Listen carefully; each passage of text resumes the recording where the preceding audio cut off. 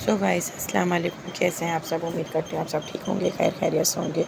तो ये था ईद का चौथा दिन और यहाँ पे सब लोगों ने मेरे घर पे आना था, जैसे कि मेरे ससुराल वालों ने। और यहाँ पे मैं बना रही थी हांडी गोश्त। इसकी रेसिपीज़ मैं पहले दे चुकी हूँ, फिर भी मैं एक दफ़ा दिखा रही थी, जिसके लिए मैंने बोनलेस लिया था। बोनलेस मेरे पास तकरीबन 3 किलो था और यहाँ पे चिकन जो थी ये भी 3-3.5 किलो के करीब थी या उससे ज़्यादा थी। तो यहाँ पे पिसा हुआ खोपरा था, जिसके मैंने बनाने थे खोपरे के लड्डू। और इसकी रेसिपीज़ भी मैं दे चुकी हूँ, अगर आप लोगों को चाहिए तो मेरे ब्लॉग में जाके देख सकते हैं। तो यहाँ पे बस मैंने खोपरे की दोबारा मैं बता देती हूँ कि खोपरा लिया, थोड़ा सा घी डाला, खोपरे में भूना, थोड़ा सा घी ज़्यादा नहीं। उसके बाद उसमें कंटेक्स मिल्क डाला, कंटेक्स मिल्क डालने के बाद छोटे छोटे ठंडा होने पर 5 मिनट बाद मैंने लड्डू बना लिए। लड्डू बनाने के बाद उसको खोपरे में सूखे में डिप कर, सूखे खोपरे में रब करा उसको, और उसके बाद उसको रख दिया एक बॉल में रख कर, और इसको मैंने कवर कर दिया। इसमें थोड़े से दब रहे थे ढक्कन बंद होने के बाद, तो पहले तो मैंने रख दिया, बाद में मैंने दूसरी जगह पे डाला। तो यहाँ पे मैं बना रही थी चिकन बिरयानी, जिसके लिए मैंने चिकन को पहले प्याज को मैंने भगारा, पता नहीं प्याज वाली वीडियो कहाँ गई जो प्याज को मैंने गोल्डन करा था। और फिर उसके बाद मैंने चिकन को गोल्डन करके और उसके बाद मैंने निकाल लिया उसको भुनाई करके लहसुन अदरक में, ताकि वो ज़्यादा गले नहीं। उसके बाद हमने यहाँ पे बिरयानी का मसाला डाला। मुझे लगता है कि मेरे बच्चों ने स्किप कर दी वीडियो।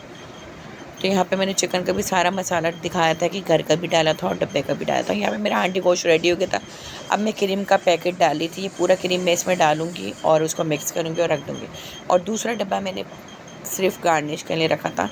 पहला मैंने पूरा इसमें ऐड कर दिया था और दूसरा गार्निश में रखा। और ये माशाल्लाह बहुत ज़्यादा बना था, मतलब सबने सही सही खाया था, उसके बाद भी बच गया था। तो यहाँ पे काफ़ी सारी चीज़ें हो गई थी, इसलिए बिरयानी ज़्यादा खाई जाती है। और बिरयानी मैंने ज़्यादा बनाई थी, तकरीबन 5-5.5 किलो बिरयानी बनी थी। और यहाँ पर हमने शीर कोरमे की भी तैयारी कर ली थी। शीर कोरमा बना लिया था, फिर ऊपर से गार्निश कर लिया था बादाम, पिस्ते, काजू, अखरोट। और यहाँ पे बिरयानी का दम खुल गया था, जो मैंने अपने हस्बैंड को कहा आप इसको ज़रा मिक्स कर दें, बहुत ज़्यादा है, मेरे बाजू पहले ही दुख रहे थे, क्योंकि बहुत सारे काम मैंने अकेले करे थे, कोई भी नहीं था हेल्प करने के लिए। अम्मी ये लोग होते तो हेल्प कर देते, अम्मी इन लोगों की दावत नहीं थी, क्योंकि अम्मी ने मना कर दिया था, उन्होंने कहीं जाना था।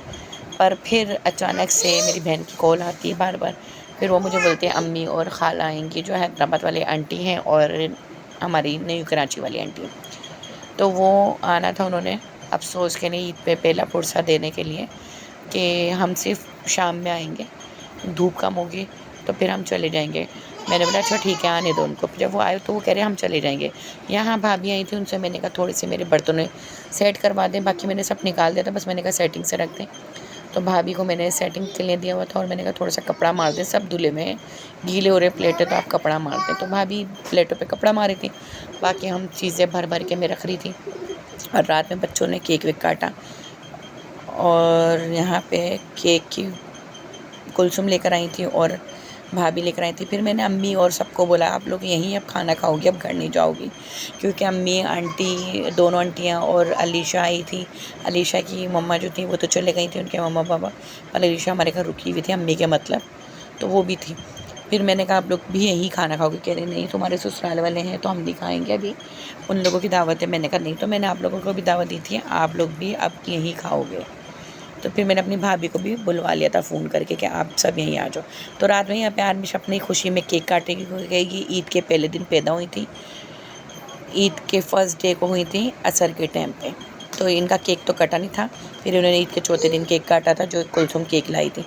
तो यहाँ पर हमारा डिनर का फाइनल लुक देख सकते हैं, जो मैंने बिरयानी, शीर कोरमा, खोपरे के लड्डू, कढ़ाई गोश्त मैंने अचानक एंड में बनाया था, इसकी वीडियो मैंने शो नहीं करी थी, हांडी गोश्त, और सब रेडी कर दिया था। कोल्ड ड्रिंक भी बना ली थी, सॉरी मतलब मंगवा ली थी कोल्ड ड्रिंक भी।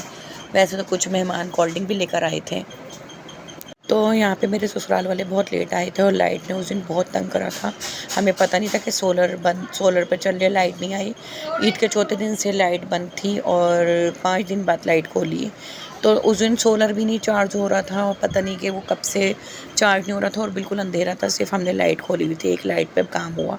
और ससुराल वाले बहुत लेट आए थे। खाना मैंने लगा दिया, उनको बुला के जो आधे आ गए थे उनके बच्चे और वो, तो खाना लगाया, उसके बाद भी वो काफ़ी लेट आए। ये जब तक वो लोग बैठे खाने में तो लाइट बंद हो गई, जो एक बल्ब चल रहा था, पंखे वंखे हमने बंद करे हुए थे। और बस चाय भी फिर मैंने पहले ही बना ली थी क्योंकि मेरे पास कोई सिलेंडर नहीं है। गैस पे जो गैस के टाइमिंग है, चाय बना के मैंने थर्मोस में रख दी थी। सबको चाय भी बहुत पसंद आई थी, सबको खाने ही बहुत मज़े के लगे थे। सबने बोला बहुत मज़े का। मैंने कहा मैं कुछ भी चेक नहीं करती।